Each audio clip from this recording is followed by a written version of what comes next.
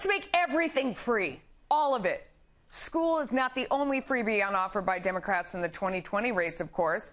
There's Medicare for all, universal basic income, to name a few. But a new Heritage Foundation report crunches the numbers, and guess what?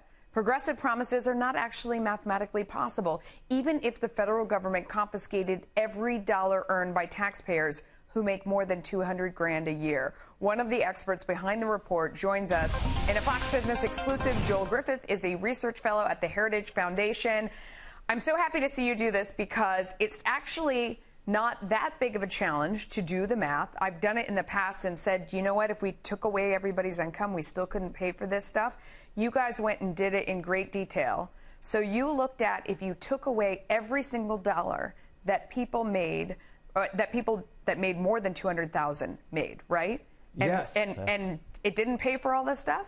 It doesn't. Surprise, right? Well, my colleague David Burton really broke these numbers down. If you tally all the promises made, not just the Green New Deal, which adds between 8 and 12 trillion over 10 years. But you've got Medicare for all, another 32 trillion. Universal basic income, which is between 7 and 45 trillion. If you add all of that up, we're talking about an 85 to possibly 160% increase in federal spending. That's 45 to 92 trillion dollars over 10 years. And we looked at, well, what would happen if we took every single dollar from those making $1 million plus a year from dollar one?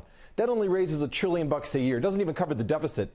If you go ahead and take every dollar for those making $200,000 a year and more, you get $2.7 trillion a year. But that's barely enough to cover maybe half of all the goodies that have been promised with those progressive spending plans. Only half. So the question becomes, where does that other half come from? Yeah. And so you say, well, if I'm going to take away all of the money from, all of the money, tax them at 100% of people who make more than 200,000, why don't I also take away all money from corporations? Because that's the next bad guy that these guys go for.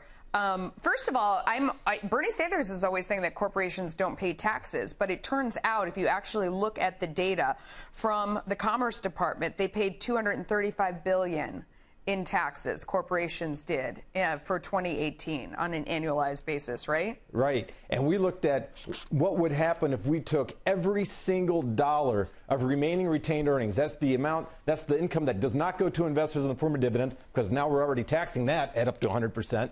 And that's presuming that we are going to take every last dollar. That would only bring in another $500 billion a year. So we still have an enormous shortfall that has to be made up.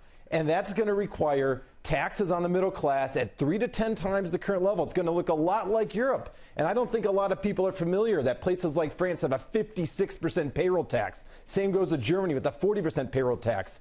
That's what we're in for here. So I just want to be clear, because they say we can pay for it by taxing the rich, that in fact there isn't enough money if you went to the extreme and you just took from people and from companies all of their earnings, which isn't even possible, obviously, because all these companies would go out of business and they would cease to exist. But even if you did that, you would still have to go after the middle class. So it's inevitable that while wealthy people would for sure pay a whole bunch more with all of these programs, middle-class people who are already at the brink would also get taxed very significantly.